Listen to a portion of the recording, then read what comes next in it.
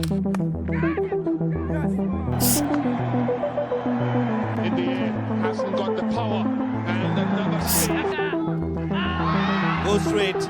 It's aerial, but it finds the fielder. क्रिकेटमा जब तपाईँ world records बनाउनुहुन्छ, 9 बल्समा 50 हान्ने विश्वको एकमात्र खेलाडी बन्नुहुन्छ, त्यति बेला सबैले तपाईँलाई द टाइगर भन्छन्। तर त्यही टाइगर जब ओडिआई क्रिकेटमा स्लो स्ट्राइक रेट र लो स्कोर्सले गर्दा सङ्घर्ष गर्छ, त्यति बेला त्यही क्रिकेट कम्युनिटीले उनलाई रुथलेसली क्रिटिसाइज गर्छ।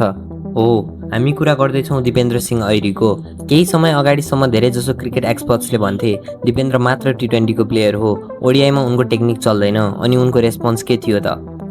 Recent ICC men's cricket world cup league 2 tri सिरिजमा युएई विरुद्ध एउटा विशाल म्याच विनिङ 100 रन्सको इनिङ्स र पुरै सिरिजमा 268 रन्स बनाएर हेटर्सलाई उनले माउथ सट गरिदिए। आजको हाम्रो यो प्रोफेसनल भिडियो एसेमा हामी डिकोड गर्नेछौँ दिपेन्द्र सिंह ऐरीको सबैभन्दा ठुलो टेक्निकल र मेन्टल ट्रान्सफर्मेसनको बाटो।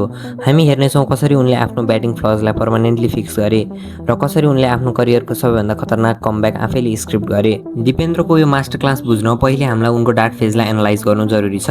टी20 मा उनको डोमिनेन्स क्लियर थियो, एकै ओभरमा 6 छक्का हान्नु उनको प्राइमेरी एसेट थियो। तर जब खेल 50 ओभर्सको हुन्थ्यो त्यति बेला सिनेरियो कम्प्लिटली बदलिन्थ्यो। ओडिआई क्रिकेटमा मिडल ओभर्स, जसलाई 11 to 40 ओभर्स मानिन्छ, त्यसमा स्ट्राइक रोटेसन सबैभन्दा इम्पोर्टेन्ट कुरा हुन्छ।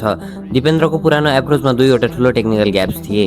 द डट बल प्रेसर, उनले कन्टिन्युअस रूपमा सिङ्गल्स लिन सक्ने थिएनन्, जसले गर्दा उनको प्याड्समा धेरै डट्स बलहरू थुप्रिन्थे। अनि द प्रिमेडिटेटेड रिलिज सट, जब डट बलको प्रेसर बढ्थ्यो उनले ब्यालेन्स नगरी लुज र एग्रेसिभ सट खेल्दा उनी आउट हुन्थे।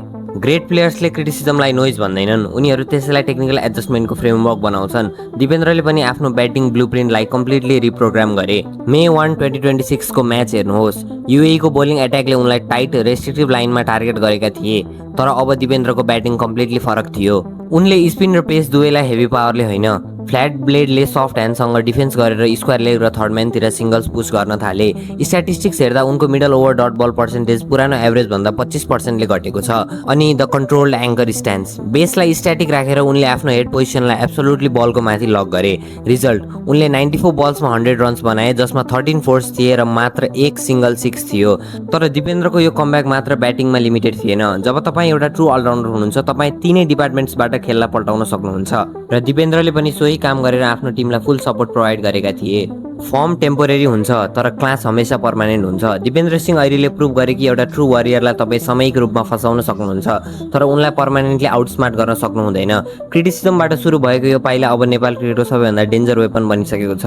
तपाईँलाई दिपेन्द्रको यो म्याच्योर 2.0 भर्जन कस्तो लाग्यो? आफ्नो ओपिनियन कमेन्टमा सेयर गर्नुहोला र यस्तै क्रिकेट एनालाइसिस र अपडेटको भिडियोजको लागि च्यानल सब्सक्राइब गर्न नबिर्सिनुहोला।